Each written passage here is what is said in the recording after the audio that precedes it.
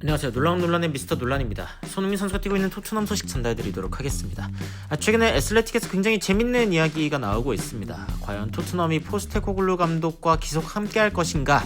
이 부분에 대해서 다양한 의견들이 나오고 있는데, 현재 토트넘이 첼시전을 진 것, 이게 지금 가장 큰 문제가 아니다 라고 하면서 다양한 이야기들이 나오고 있습니다. 어떤 이야기들이 현재 나오고 있는지, 그리고 손흥민 선수가 속해 있는 토트넘의 운명은 과연 어떻게 될 것인지 바로 들어가 보시죠.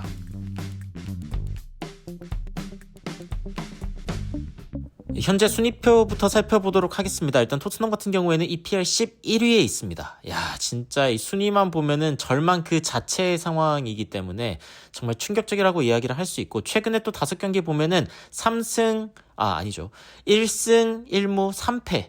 패배가 어마무시하게 많습니다. 리그 전체를 살펴봐도 지금 6승 2무 7패이기 때문에 패배 횟수가 지금 승리 횟수보다 더 많아요. 최근에 토트넘이 얼마나 고생을 많이 하고 있는지가 보이는 부분이고, 그리고 이제 최근 어떤 경기들을 봤을 때 일단 첼시전에 4대3으로 진 것, 이게 또 큰 문제라고 하기에는 토트넘은 그 전에도 너무 큰 문제들이 많았습니다. 일단 본머스에게 1대0으로 진 것도 토트넘 팬들에게 굉장히 실망스러운 부분이었고, 입스위치에게 2대1로 진 것도, 그리고 이제 사실은 크리스탈 팰리스에게 1대0으로 진 것 등, 사실 입스위치, 크리스탈 팰리스는 이때까지 또 1승도 못하던 팀들이었기 때문에 이런 부분들이 오히려 토트넘에게 더 큰 타격이었고, 첼시전 같은 경우에는 뭐 4대3으로 질 수도 있죠. 그런데 이제 2대0으로 앞서가던 상황에서 지게 된 것이고, 이제 토트넘이 실제로 역사상 이런 경기가 단 11번밖에 없었다고 합니다.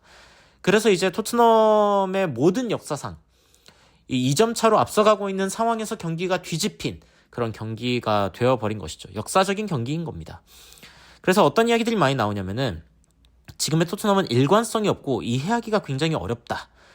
그러니까 한 번은 뭐 맨체스터 시티를 이겼다가, 한 번은 또 막 최악체인 뭐 입스위치나 아니면 크리스탈 팰리스 같은 팀들에게 졌다가, 이게 어떻게 이제 일관적이라고 이야기할 수 있냐. 토트넘은 지속적으로 뭔가 일관적이지 않은 모습을 보여주고 있다라고 이야기가 나오고, 그 질문에 대해서 이제 제픽 브룩 기자가 그렇게 이야기를 합니다. 카드로 쌓은 성 같다. 이 카드가 하나만 이제 없어져도 다 무너져 내려버리는 그런 토트넘의 상황에 대해서 이야기를 하고 있는 거죠. 실제로 토트넘이 이제 비카리오라던가 아니면 히샬리송, 벤창크루도 이번에 이제 못 뛰고, 비수마도 이번에 옐로카드 5장이 누적돼가지고 이제 다음 경기 못 뜁니다. 브레넌 존슨, 마이키 무어, 벤 데이비스, 오도베르, 뭐 부상 명단이 끝도 없죠. 로메로, 반더벤까지. 무려 10명의 선수가 현재 이제 부상이거나 못 뛰는 그런 상황이 지금 토트넘에 일어나고 있는 겁니다. 근데 토트넘 같은 경우에는 이 모든 선수들의 역할이 굉장히 중요하다라고 이야기할 수 있죠. 특히 어떤 이야기를 하냐면은, 토트넘은 팀원 모두가 10점 만점의 활약을 해야 이길 수 있는 팀이다. 그러니까 토트넘이 유독 기복이 심한 이유는 한 선수라도 자기 역할을 제대로 못하는 상황이 왔을 때, 그때 이제 토트넘이 급격하게 무너진다라고 이야기를 하는 거죠. 그러면은 이렇게 뭔가 부상이 많고 완벽한 상황이 아닐 때 토트넘은 어떻게 극복해야 하는가에 대한 질문이 있을 수밖에 없습니다. 근데 어떤 이야기를 하냐면은, 지금 토트넘의 베스트 11만 봤을 때는 사실 어떤 팀도 이길만 하다. 그러니까 우승급의 어떤 스쿼드라고 이야기할 수 있는데, 문제는 뎁스다. 뎁스는 이제 깊이죠.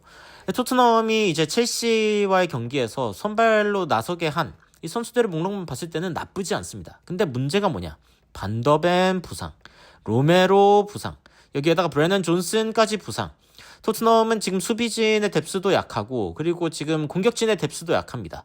미드필드진이야 그나마 좀 교체할 수 있는 자원이 있다라고 이야기할 수 있을 정도인데, 딱 약한 부분만 골라서 터져요. 이게 사실은 또 그럴 수 있죠.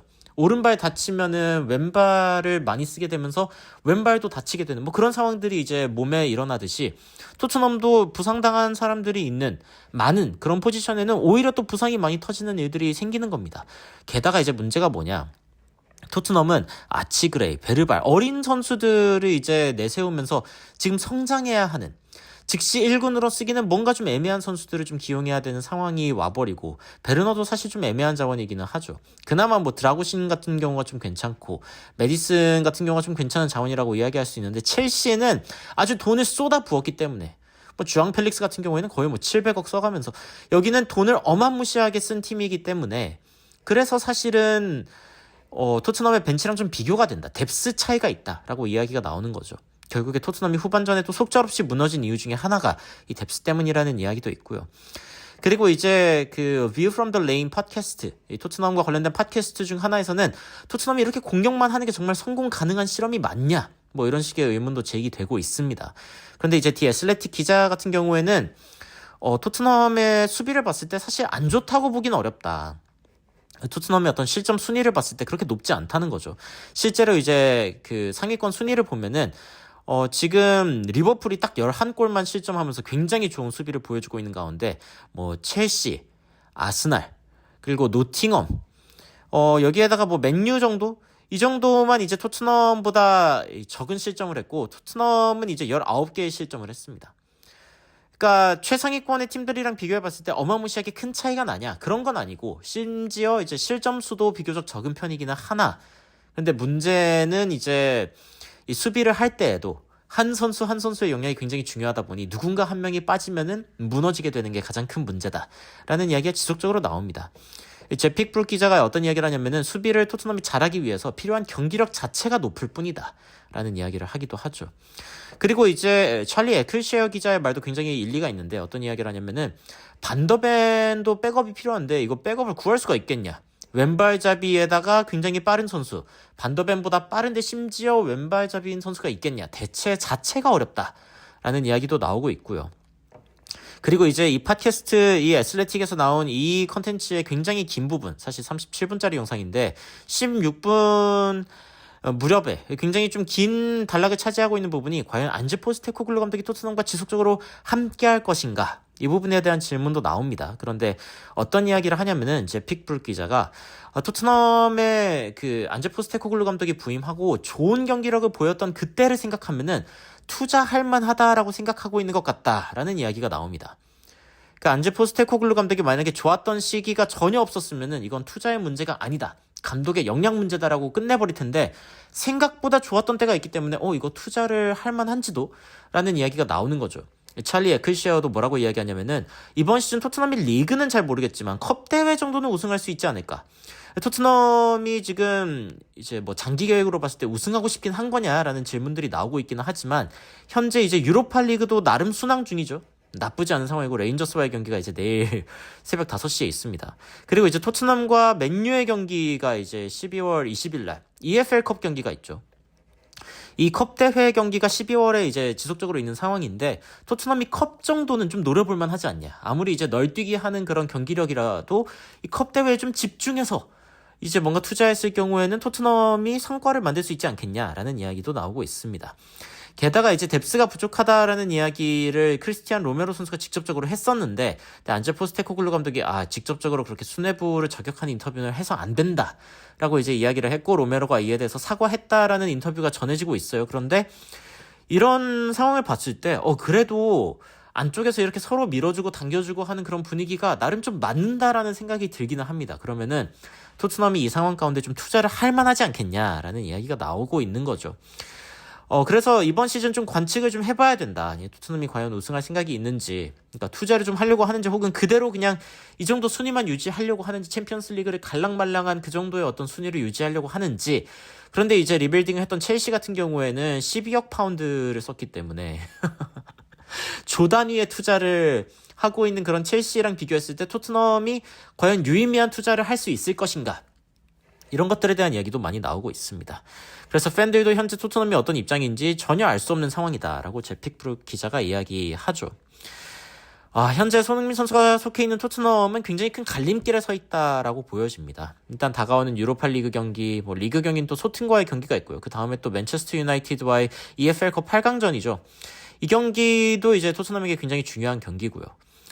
토트넘이 과연 우승할 만한 리그 우승과 또 챔피언스 리그 우승을 할 만한 그런 팀으로 가는 것이 목표가 맞는가? 이런 것들에 대해서 여러 가지 질문들이 나오고 있고 손흥민 선수는 만약에 팀이 우승을 할 생각이 없다. 그러니까 그 정도의 어떤 투자를 할 생각이 없다라고 하면 하루빨리 벗어나야 하는 게 맞다라는 결론에 이를 수밖에 없는 상황이기는 하죠.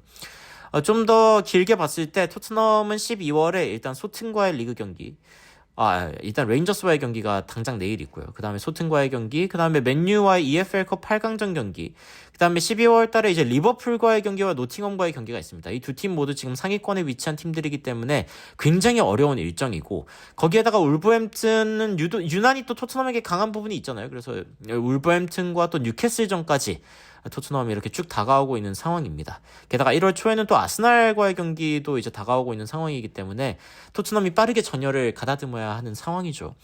과연 토트넘이 1월에 보일 입장은 어떤 것인지, 과연 투자를 제대로 할지, 그리고 손흥민 선수와의 재계약은 어떤 식으로 어떤 모양으로 진행될지, 이런 부분들이 굉장히 큰 기대가 되고 있는 가운데 우려도 사실 많지만요. 과연 어떤 상황이 일어날지 쭉 지켜보면서 여러분들께 정확한 외신 소식 전달드리도록 하겠습니다. 여러분들은 뒤에 애슬레틱에서 나오고 있는 토트넘에 대한 이야기 어떻게 생각하시는지 굉장히 궁금한데요. 댓글로 의견 남겨주시면 더욱 흥미롭고 그리고 정확한 외신 소식으로 찾아뵙도록 하겠습니다. 이상 놀라운 논란 미스터 논란이었습니다. 시청해주셔서 감사합니다.